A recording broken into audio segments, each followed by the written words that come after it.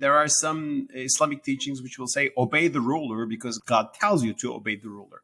And I would say, does he really want me to obey this tyrant who's just chopping off the heads of his critics? I mean, I don't believe that, and I don't see that in the Quran.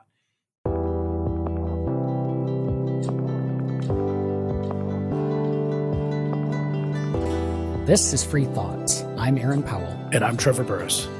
Our guest today is Mustafa Aykol. He's a senior fellow at the Cato Institute's Center for Global Liberty and Prosperity and one of the most widely read voices for liberty in the Islamic world. His new book is Reopening Muslim Minds, A Return to Reason, Freedom, and Tolerance. Welcome back to the show, Mustafa. Thanks so much, Aaron. It's a pleasure to discuss this with you and Trevor. Tell us about the evening you spent with the Inquisition. That's a good evening. Well, actually, that was not a good evening, but it's a good story. You're referring to, I guess, the arrest I had in Malaysia, Kuala Lumpur, in September 2017, which is a story I tell in the introduction chapter of my newly released book, Reopening Muslim Minds. This was a part of my trip to Malaysia in 2017. I was invited by the Islamic Renaissance Front, which is an organization founded by Malay Muslims who are dedicated to the ideas of liberty and toleration and human rights. And they published my earlier book, Islam Without Extremes, in Malay. And they had hosted me a few times before that trip. But they said in 2017, please come to Malaysia again. We organize these big public lectures for you, and a lot of people will listen and it'll be good. And I said, okay, I'll do it. And I went from Boston, Wellesley, Massachusetts, technically, to Kuala Lumpur. And I delivered a few lectures. In one of them, I touched upon the sensitive topic of apostasy, which is leaving your religion, of course, and renouncing Islam. And I said, listen, classical Islamic jurists considered apostasy as a capital crime, and that is still in the laws of about a dozen Muslim countries, Muslim majority countries, Islamic, quote unquote, states such as Saudi Arabia or Iran. But I said, this doesn't make sense. It's not based in the Quran. It actually violates the Quranic maxim. There is no compulsion in religion. So we should let this go. If people lose their faith in Islam, it's their choice. We should respect that. And I emphasized, you cannot really police a religion because if people don't believe in it, you cannot really achieve faith through dictates. But soon after I emphasized you cannot police a religion police walked in, and at the end of the conference, they started to interrogate me. And the next day at the airport, they arrested me and they charged me for violating the law, which bans teaching Islam without permission from the state. Which meant that I could be jailed for 2 years. Luckily, I was released thanks to some diplomacy, high-level diplomacy. But that was one glimpse of the problem I'm speaking about in the Muslim world today, which is a freedom deficit, sometimes justified by arguments from Islam. And I challenge those arguments from within Islam too, just with a more liberal perspective, liberal in the classical sense.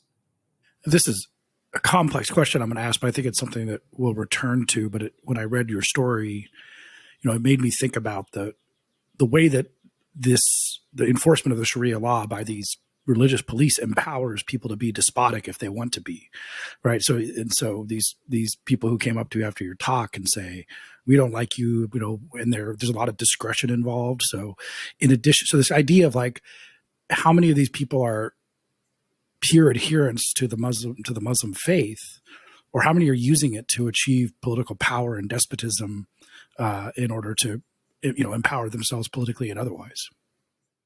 Well, that's a very good question, Trevor. And I think deep down, you're right in the sense that those quote unquote religion police forces we have today in Malaysia, a certain part of Indonesia, some parts of the Arab world, even Nigeria, and Iran for sure.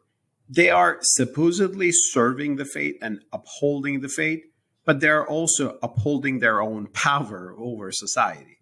It gives them legitimacy. It gives them power. It gives them the power to control. Some of them might be genuinely thinking that they are serving God's cause, as some Christians genuinely believed that the Inquisition was a good thing or the Crusades was a good idea. But there is, even if they do not notice, there's a lot of power dynamic there, certainly. And one of the arguments I therefore make in the book is to disentangle Islam from state power.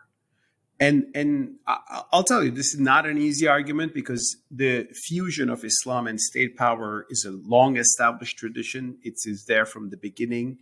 The caliphate is a symbol of that, political power merged with Islam. But in my book, I argue that this was not a divine blueprint. This was just a historical contingency. Just like the fact that Christianity became the state religion of the Roman Empire at some point, and a lot of terrible things happened in the name of Christianity. And finally, Christians outgrew that phase with the ideas of classical liberal thinkers like John Locke. And I'm arguing for the same transformation to happen within Islam. And I'm trying to show that this is not going to be a betrayal of Islam by Muslims. We can still be pious as pious we want and we believe in, but that piety will be more genuine and valuable because it will be based on liberty and not coercion. Maybe this is a good opportunity and a helpful one for our non-Muslim listeners, for you to just give us, if we're going to be talking about the ideas of Islam and their relation to the state and the way that those have interacted positively or negatively, could you give us, this is a big question, just a brief introduction to the core ideas of the Islamic faith, so we have kind of that foundation to build off of? Sure, definitely. I mean, it will not be easy, but let me begin with this. Most of the people who might be listening to us right now would probably be more familiar with the Jewish or Christian traditions if they are coming from the West, right? And a lot of people speak about the Judeo-Christian tradition, and I think that's important, and yeah, that's a good way of looking into history. But I would say, well, you should add one more thing to that, and that is the Judeo-Christian Islamic tradition. Because ultimately, Islam is the third of the three great monotheisms that we're talking about here. Islam itself emphasizes that. I mean, when you read the Quran says, well, this book is to confirm the other books. I mean, the Torah and the Gospel, and the Quran shows utmost respect to Abraham and Moses and Jesus, and it says, well, here's a new prophet, Muhammad, and he's bringing monotheism to Arabs, which were polytheists before. So Islam consciously emphasizes that it is yet another branch on the Abrahamic tree. While Muslims themselves, downplay this to some extent because saying we are the true ones and the other ones are the misguided ones. But there is even promise for salvation of Jews and Christians in the Quran, which is a very interesting theme. Which means that troubles that has happened in other civilizations can take place in Islam as well. And especially I'm referring to Christian history very often. I mean, when you look at Christian history, when you look at 17th century Christendom, for example, it was not called even Europe that much at the time, it was called Christendom. And you would see that Protestants and Catholics were slaughtering each other for being heretics, in the middle of Europe. And you would find people burnt at the stake alive for being, quote unquote, a heretic or witch. And I think it was a really dark era of Christianity. And the problem Christianity itself, that it's hopeless, it can never be a tolerant religion? No, it was a really bad time, and Christians had not yet figured out that using coercion in the name of Jesus is not a good idea. But they ultimately did. I think Christianity outgrew that phase. Western Christianity, at least, and by and large, world Christianity today, you don't see people being beheaded for blasphemy against Jesus or you're being burned alive. But that happened through some rethinking of the Christian tradition. And I believe the problems we have in the Islamic world today are problems like that. It comes from this historical marriage of religion and power, a marriage that finally has to be broken. And I think when we do that, we can see that there are strong bases in Islam for freedom. I'll remind just one episode from the Inquisition you mentioned. I mean, the Malaysian religion police arrested me in part for quoting the Quranic verse, actually not the full verse, but a part of it, the beginning of it, which reads, "There is no compulsion in religion, la ikraha fid din" in Arabic. So I kept using this verse. This verse has become the motto of the liberal-minded Muslims in the past century. There is no compulsion in religion, people put on their websites. And so this seems to imply to us that religion should be based on free choice and not coercion. Well, the Malaysian religious police takes great pain to put a parenthesis into that verse. They don't write it like that. They write, "There is no compulsion in religion only while you're becoming a Muslim." So the idea is that you can enter Islam, but once you enter, you cannot leave. That's apostasy and that's a crime. And also, when you're in the religion, you are subject to the authority of the religion police, which will check whether you're fasting in Ramadan, for example, or whether you're properly dressed. But if we leave that aside, there are some very powerful ideas in Islam. That single verse, "There is no compulsion in religion," and a few other verses like that in the Quran, actually allowed Muslims to stay away from forced conversion, which was a very common practice in classical pre-modern world. Thanks to that Quranic basis, Jews could live as Jews in the Islamic world without being forced to convert. Eastern Christians as well. That's why when Christians were persecuted in 15th century Catholic Spain to become Christians, they fled to the Ottoman Empire, which allowed them to live with their faith. So what I'm trying to say is that there are huge problems of freedom in the world of Islam today, which are coming from certain interpretations of Islam that are certainly illiberal, authoritarian, tyrannical even. But there are also grounds in Islam for freedom, which historically have helped sustain human dignity and freedom to some extent. And what I'm trying to do is to criticize those problems, but also revive the grounds of freedom in the Islamic tradition, in the Islamic scripture, or the life of the Prophet Muhammad. Another thing, which it may not be relevant totally to your thesis, but is something that comes up just for way of background, is Sunni and Shia. Is there, first of all, could you give a little idea what that difference is? But also, does that difference map philosophically in terms of openness at all in the way we see in the Muslim world today? Yeah, of course, that's a big sectarian division in Islam that is with us since the, let's say, first century of Islam as a religion. Here's what I can say. It's fascinating. Actually, Sunni and Shia Muslims believe in the same Quran. They have no different idea about the Quran. It's the same text. They believe in Prophet Muhammad. They have no distinction about that too. I mean, they all revere Prophet Muhammad. The big dispute is who was the rightful heir of the Prophet Muhammad when he passed away in the year 632. The Sunnis believe that the four first caliphs, and caliphs are successors to the Prophet Muhammad, they were all legitimate. When Prophet Muhammad passed away, Abu Bakr, then Omar, and Osman, and Ali, they became his heirs, and that's all fine, and that was what it meant to be. The Shiites believe, no, it was Ali's right to be the heir of the Prophet Muhammad, and others usurped that from Ali. So they have a narrative of the suppression of Ali and his descendants. By the way, this was not just persona, but also tribes, because the tribe of Osman was the Umayyad tribe, and the tribe of Ali was a different thing. So there was a tribal conflict actually underneath this conflict. Now, I'm a Muslim from a Sunni background. I would define myself as Sunni, therefore. But if you ask me which interpretations of this history is actually true, I'll tell you, well, I don't know. I was not there. Like, you have two historical interpretations. This is like, Christians, which didn't happen in Christianity, but fighting over whether St. Paul versus Peter or James the Just was the actual heir of Jesus. You can have that discussion. What made this discussion a more burning one, a more faithful one, was power. because there was a caliphate to rule. And if Ali ruled it, it would be his people who would be ruling, his bloodline.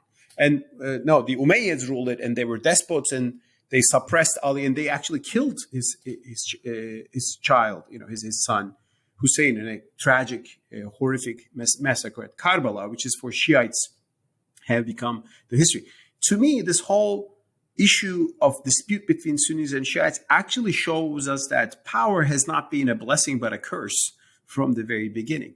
Also, there's an interesting theological school that emerged in this first big civil war in Islam. It's called the Fitna, or called the first civil war between the followers of Ali and Osman fighting each other. They said what I'm actually saying today. They said, who is exactly right here, the followers of Ali or Osman and Osman's descendants, the Umayyads? They said, well, we don't know for sure. And they said, this is probably not resolvable. So let's postpone this to afterlife to be solved by God. So that's why they were called the postponers. In Arabic, the term is murjia.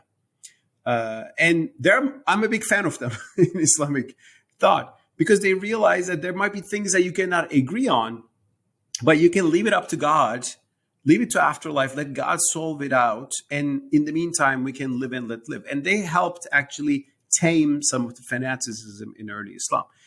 So the Murji'ites are one of the theological schools in early Islam from which I extract an idea of tolerance.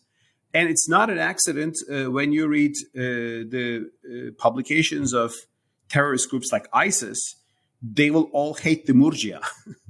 Actually, ISIS had a very long article in its monthly magazine saying Murjia is the greatest evil that the Islamic world has ever seen. And they call Murjia the liberals. They allow people to do what they do. And I'm saying, yes, that's why the Murjia is a great idea. The postponers were a great school in early Islam.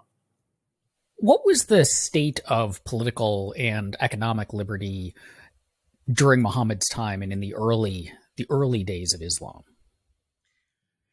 That's a great question, Aaron. And the picture there is even brighter, actually, I should say, because Islam was born as an unusually business-friendly religion. Why is that? Well, first of all, because Prophet Muhammad has a feature that is really uncommon among the world's founders of religion, which is he was a businessman. I mean, he was a merchant. Before beginning to preach monotheism at the age of 40, he was a very successful merchant who was trading from Mecca to all the way into Syria. And his city, Mecca, was the center of trade. And actually, some of the first Muslims, some of the first caliphs actually, were also merchants. So they knew how the markets work. That's why when you look into the life of Prophet Muhammad, you will see episodes like he comes to Medina, where he escaped to save his life and the life of his followers, believers, from persecution in Mecca. One of the first things he does in the city is to establish a marketplace. And he says, this is your market. Let no be tax taken in it. So he established a tax-free market in Medina. There's another episode where in the market of Medina, there's some shortage and prices have gone up.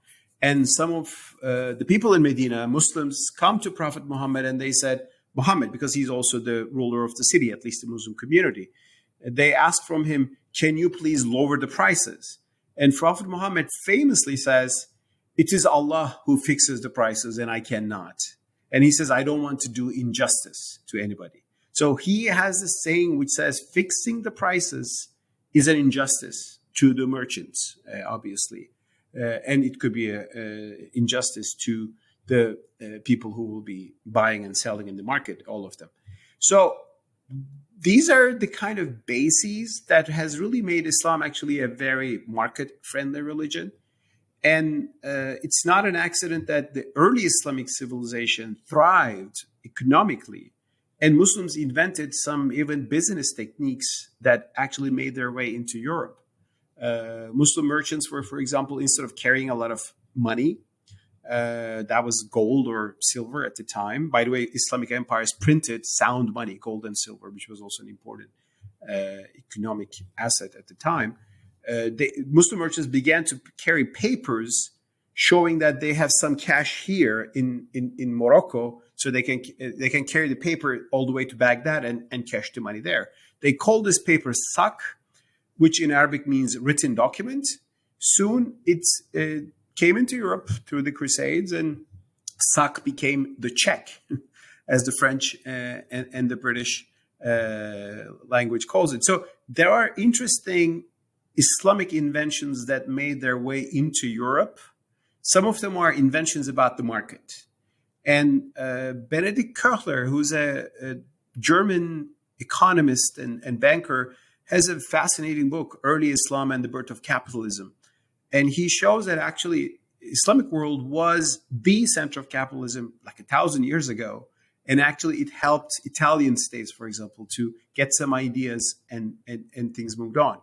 Unfortunately, what happened in the lens of Islam is that early dynamism, which was economic dynamism, which was fostered by the Prophet and the Quran, declined. And my colleague and friend Ahmed Kuru has a very fascinating book about that, which came out 2 years ago, Islam, Authoritarianism under Development. And he says the decline took place because of despotic states growingly dominated the Islamic scene, curbing the merchants, empowering the military, crouching on the market economy. And you see how that works in the writings of Ibn Khaldun, by the way. So there are themes like that in early Islam, which people like me today refer to saying, well, liberty, including economic liberty, were not alien ideas to us. Just maybe we lost some of them. And the reason we lost them was not really religion itself, but the historical context in which that religion unfolded, which is very much related to the political despotism that has had a big impact on the region, the Muslim world, since the 12th century. Well, that's the other thing you mentioned earlier, because not only at the time of the Prophet, but even in the centuries after, with Baghdad, say 13th, 14th, 15th century, you have an extremely thriving civilization, markets, tolerant, science, literature. I mean, many people have pointed this out, that you would have picked either the Chinese or the Arab world around Iraq to be the one that would be the dominant civilization within 500 years. When we talk about that era of Baghdad, can we put our finger on, like, was there like some very, very open-minded leader or a dynasty of leaders or something that we can point to say this is what happened that made it so different than so much of the Arab world today? Sure, Trevor. And I should say that this is really a huge discussion. Like, why did the Islamic world stagnate or even begin to decline? Some people deny that such a stagnation or decline ever happened. They think until colonialism, Islamic world was doing great, and it's only because of colonialism we have the problems today. An argument which I don't really fully agree with, and a few chapters of in my book is about questioning that argument, and I do show that there were some internal problems.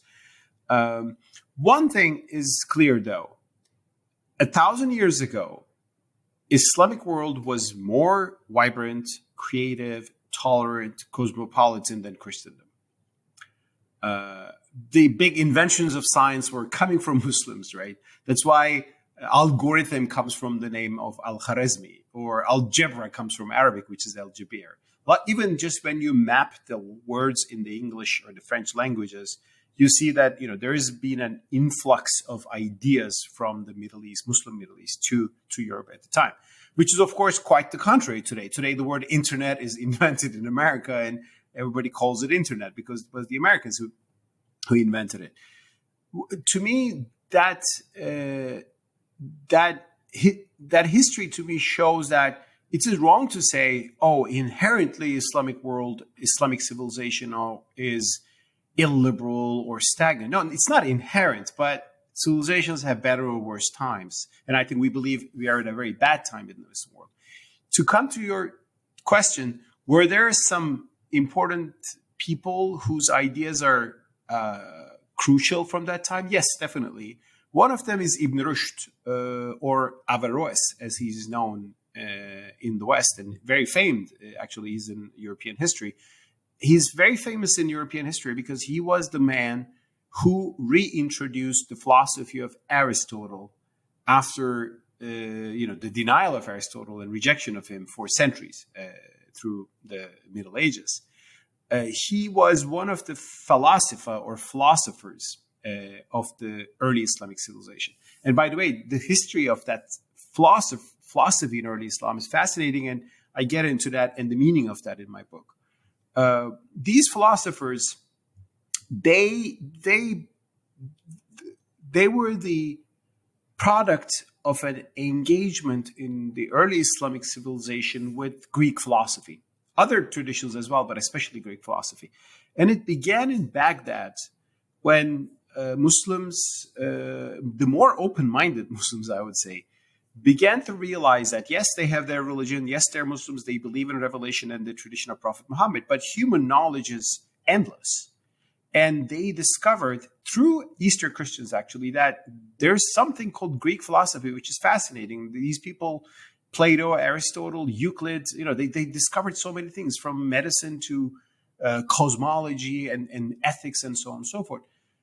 And they began ultimately to translate these Greek ideas into Arabic, which was a world-changing experience. It's called the Greek translation movement, Greco-Arabic translation movement. House of Wisdom in Baghdad was the epicenter of that. And ultimately that survived all the way to Spain. Ibn Rushd, the philosopher I'm speaking about, he was the last of those great medieval Islamic philosophers. And he has very interesting things that are really little known in the Muslim world today, let alone in the East. He was a student of Aristotle. He translated and commented on Aristotle. And from those commentaries, as I said, Europeans discovered Aristotle. But one thing he says is that he was also a judge and jurist. So his job was interpreting the Sharia. So he was an Islamic scholar too. And he says in one very interesting passage that he says, there are written laws of societies, of religious communities. And by that, he refers to the Sharia. So Sharia is a written law. But he says no one can write a law that is valid in all places and in all societies. So he understands that Sharia has to be sometimes reinterpreted. Then he says, then there are unwritten laws of humanity, which are in the nature of everybody, which is things like compassion, things like dignity.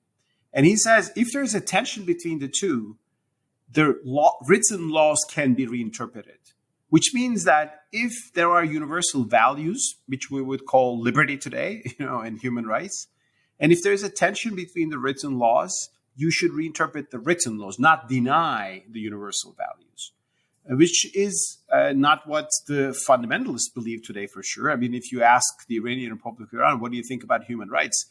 They will say, what a nonsense is that? We just look at the Quran and the Prophet Muhammad's sayings, and Salafis will say the same thing to you. So Ibn Rushd was a pioneer in many ways. His writings on women are fascinating.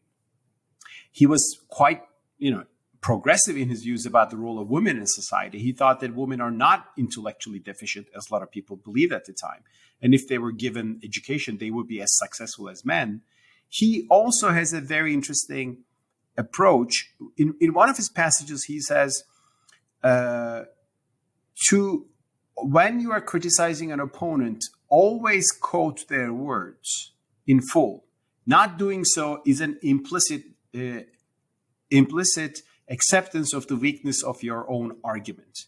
In other words, he believed in a free discussion where if there's another person with a different idea, you should allow them to speak up their mind. And Rabbi Jonathan Sacks, who was a great religious thinker we lost last year, he has shown in one of his books that Ibn Rushd, that idea of free speech by Ibn Rushd influenced some Jewish philosophers, which influenced all the way to some European thinkers, going all the way to John Stuart Mill. So I find some of the ideas of classical liberalism, such as property rights, individual liberty, freedom of speech, and freedom of religion, I find them in the writings of Ibn Rushd, for example, or classical Islamic philosophers. They were not cultivated enough, they didn't flourish enough, but that's precisely we have to today rediscover them. What happened to Ibn Rushd? Because maybe that's part of the story in terms of how we got to a less tolerant world. Well, he was canceled in today's terms. What happened was Ibn Rushd, of course, was a philosopher, and there was a strain which ultimately became the dominant strain in Sunni Islam, which really looked very suspiciously to philosophy. It began, it didn't begin with, but one person that really took it to a very serious level was Al-Ghazali. He's known as the most influential theologian in classical Islam.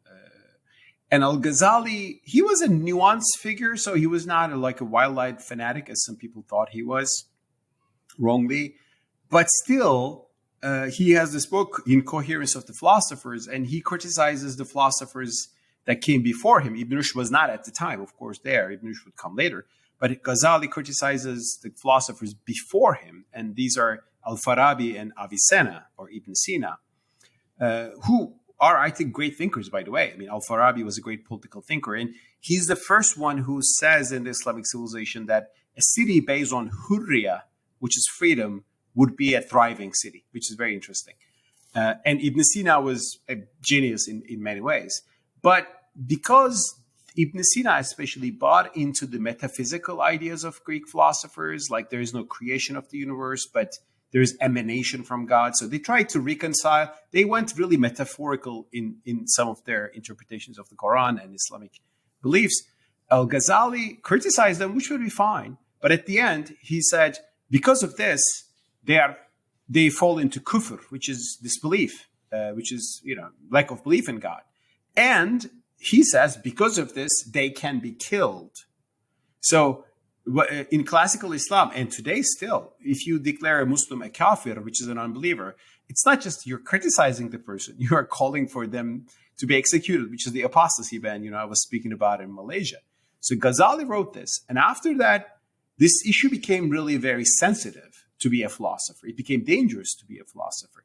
And Ibn Rushd tried to very carefully, work his way out of this, and he defended philosophy. He has a very important, decisive treatise where he actually says, no, philosophy isn't against our religion. The Quran itself calls us to think, and thinking means philosophy, and he tries to advance that argument. But what happened ultimately, Trevor, to come back to your question, in one of his some people in Cordoba, the Asharites, the strict theologians, they hated him, for his free thinking, if you will.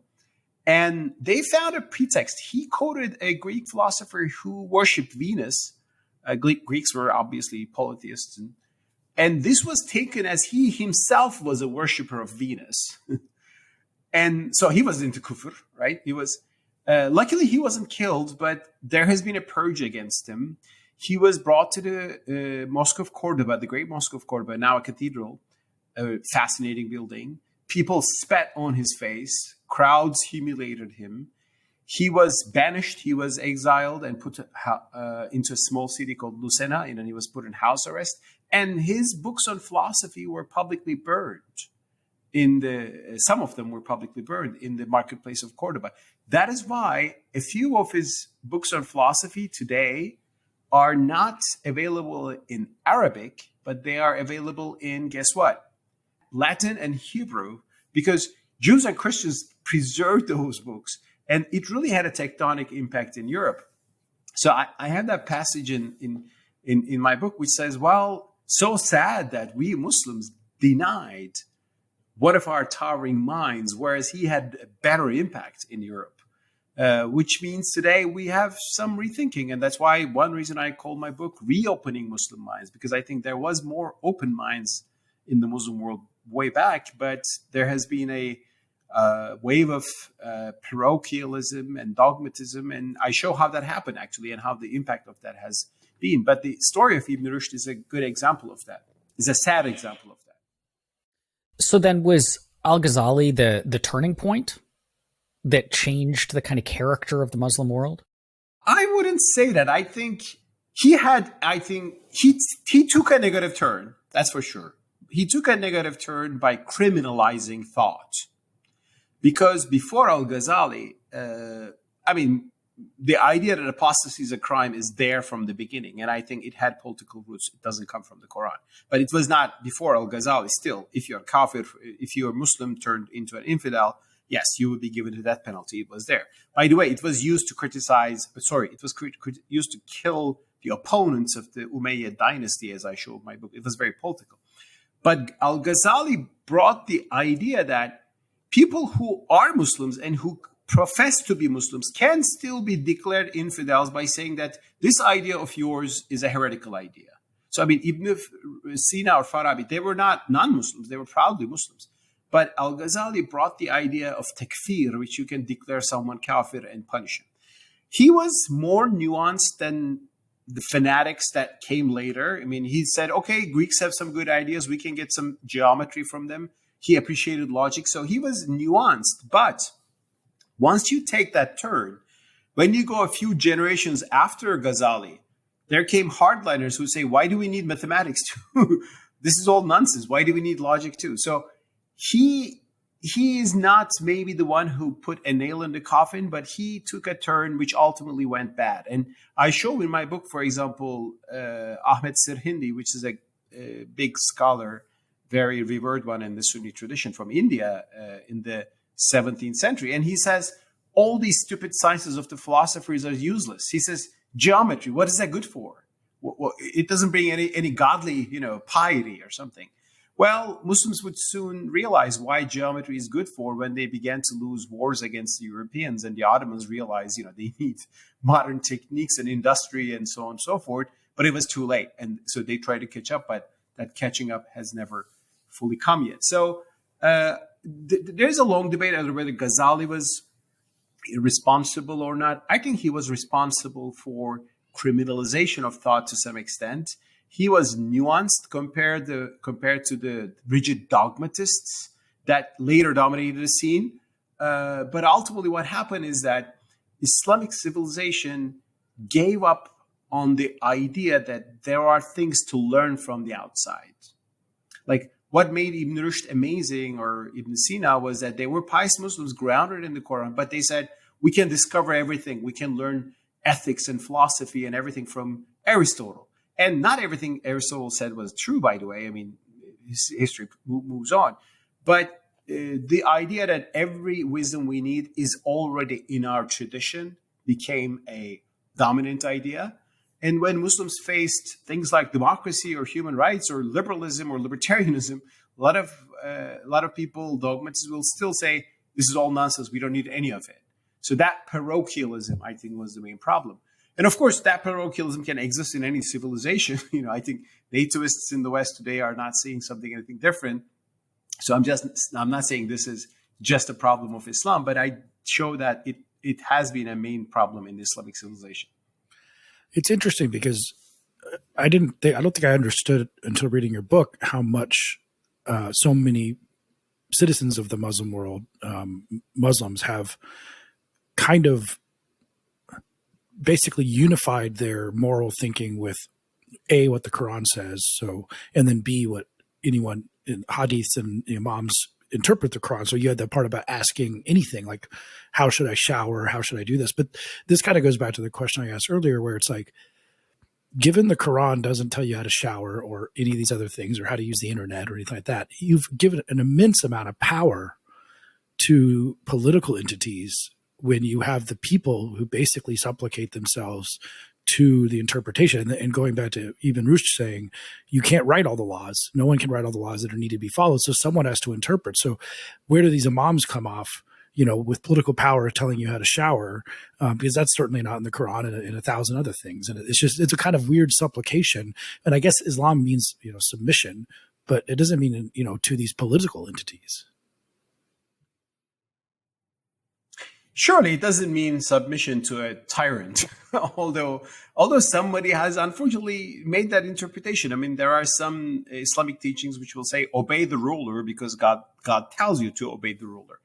And I would say, does he really want me to obey this tyrant who's just chopping off the heads of his critics? I mean, I don't believe that, and I don't see that in the Quran. You made a very good point, Trevor. I mean, one of the and that is something I discuss in the book. To say that the Quran gives us Muslims all the wisdom they need is not Quranic itself.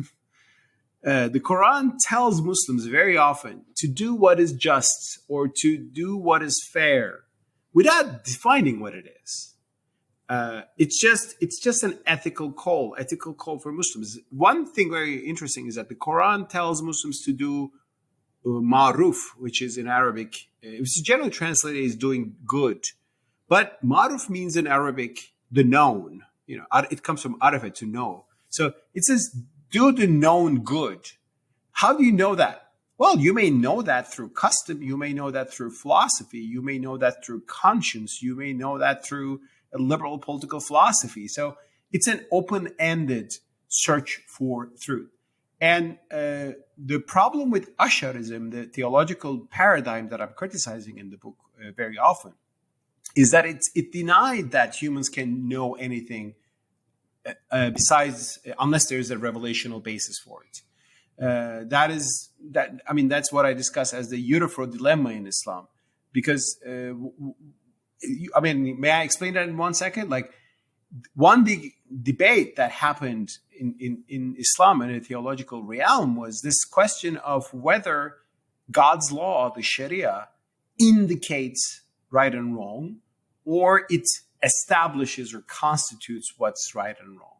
According to the philosophers that I'm highlighting, and also another school called Mu'tazila, the Sharia, God's law, was a sign to ethical values which people would know even if there was no revelation. I mean, they said, even if God didn't tell us, we would know that theft is wrong or murdering an innocent person is wrong. We would know that intuitively. Humans could realize that. Whereas the opponents of them, the Ash'arites, and Al-Ghazali was an Ash'arite, by the way, the one we talked about, they said, no, right and wrong only comes from the commandments of God. So if God says theft is wrong, it's wrong. But if he says it's right, it will be right. There's no value outside of religion. So that paradigm dominated the Islamic civilization after Ghazali, basically, I can say, gradually. And it happened, as you well suspect and point out, Trevor, it happened because it had very useful political implications. If all right and wrong is defined by religion, and if religion is defined by clerics who are employed by the Sultan, it's a very good way to control society. And it was precisely used like that, the implications of which we still see in many parts of the Muslim world today. Are there any roughly liberal Muslim countries that we might point to as like success in this direction? Yes, certainly. There is a report I published with Cato as a Cato Development Bulletin last summer titled Freedom in the Muslim World. And I show there that the Muslim world is actually pretty diverse. And there are some Muslim majority countries that are actually quite free as Western European countries. Which are these? Well, Bosnia and Herzegovina is the freest Muslim majority country, followed by Albania. In the Arab world, Tunisia has made some important progress, and Lebanon has not been too bad. Indonesia in Southeast Asia is generally good, with the exception of the Aceh province, which is run by a group that imposes the Sharia. But other than that, so there are brighter spots. And when you look into Central Asia, for example, a country like Kazakhstan, it's not liberal, it's politically authoritarian, but when you look at women's rights, you wouldn't have any problem regarding that issue. So it depends on what we mean by liberal as well. Some societies are politically authoritarian, but socially a bit more liberal, or it could be the other way around. But generally, there are some Muslim majority societies, yes, that are free. And when you look into Bosnia, for example, which I know well because my wife is from Bosnia, there are pious Muslims in Bosnia. They have an institution called Riyaset. It's kind of a church, an Islamic civil society organization. But the thing is, they're not trying to establish a Sharia state. They're happy with secular constitution. They are happy to preserve their faith as a civil organization and as individuals. And some women wear the hijab, others don't. Nobody questions, what should people do in their private lives, which is ideal. So, and growingly, more and more Muslims are seeing the benefit of that freedom.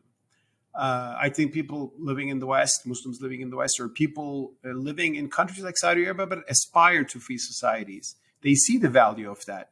But how do we justify that from an Islamic point of view? How do we justify a liberal open society from an Islamic point of view remains a contested issue. And hence my book is about that question.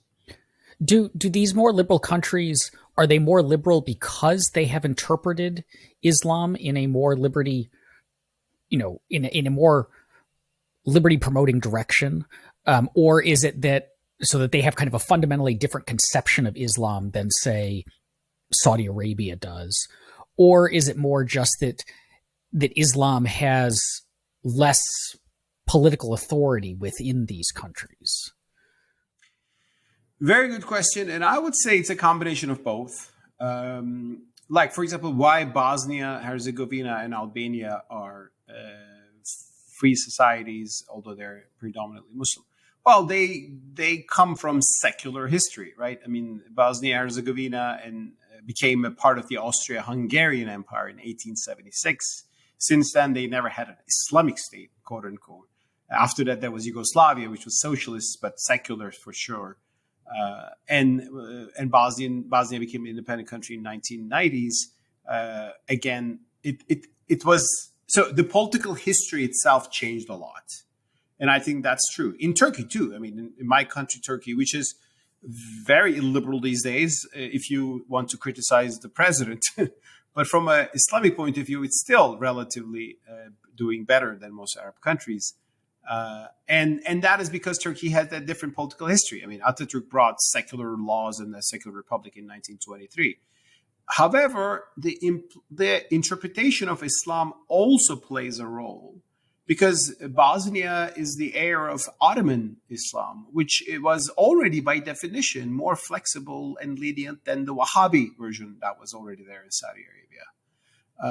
So I think it's a combination of the existing Islamic interpretation and the political history of a certain society. And the political history of Muslim societies are incredibly diverse. I mean, there is no doubt about that. Also, for example, in countries like Burkina Faso, you have very tolerant interpretations of Islam because of the Sufi tradition there. So it is that there you see the impact of doctrine as well.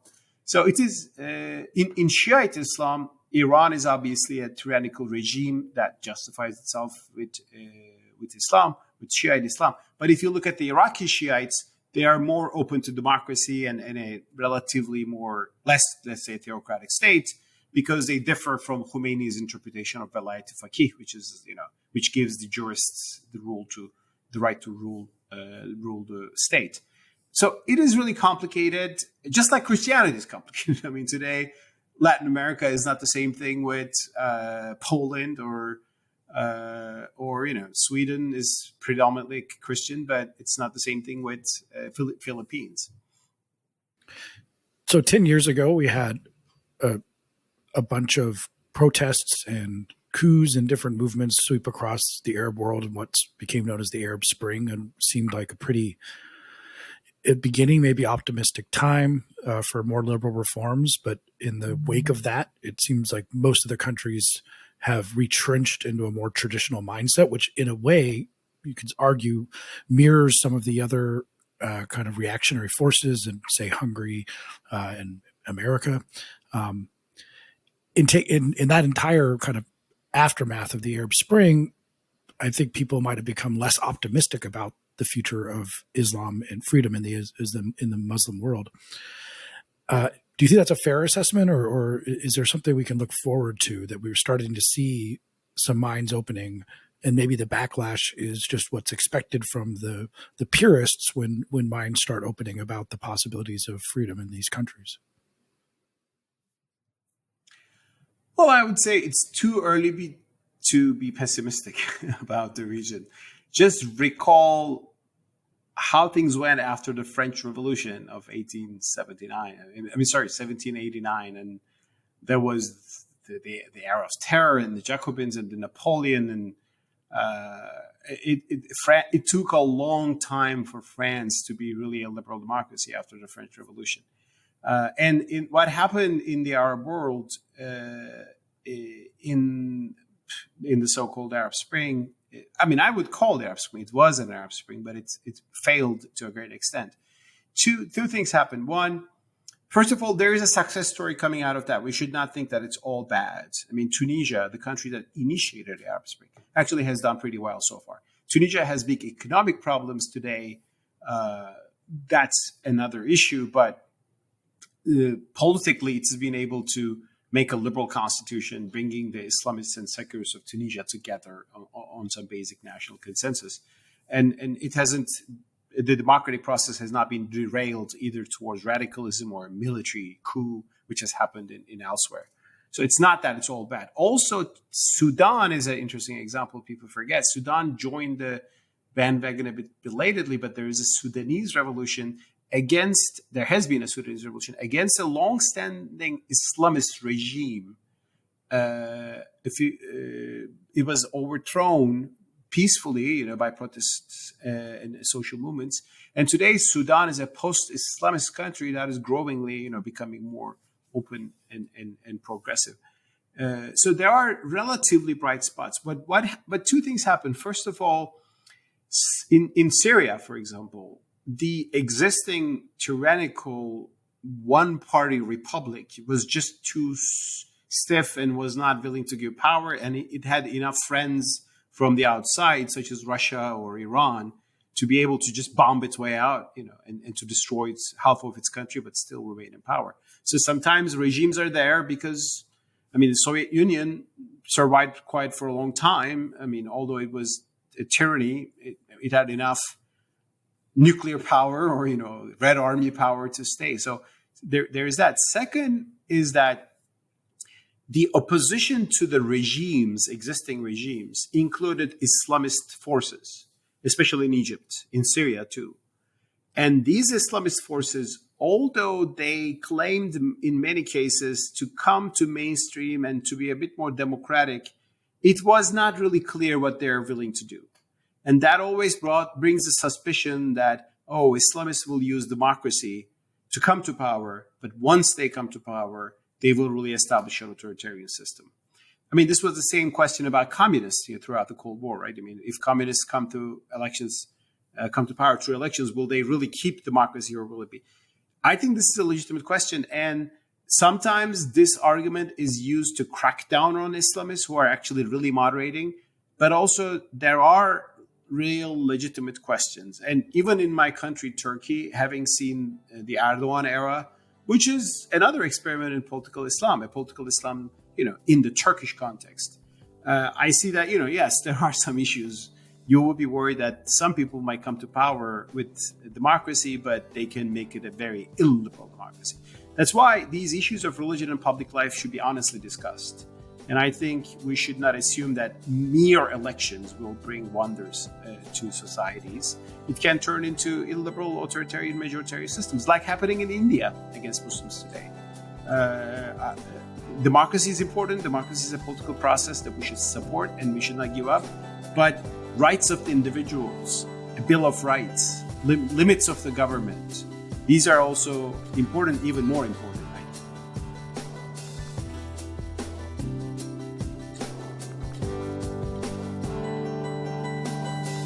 Thank you for listening. If you enjoy Free Thoughts, make sure to rate and review us in Apple Podcasts or in your favorite podcast app. Free Thoughts is produced by Landry Ayers. If you'd like to learn more about libertarianism, visit us on the web at www.libertarianism.org.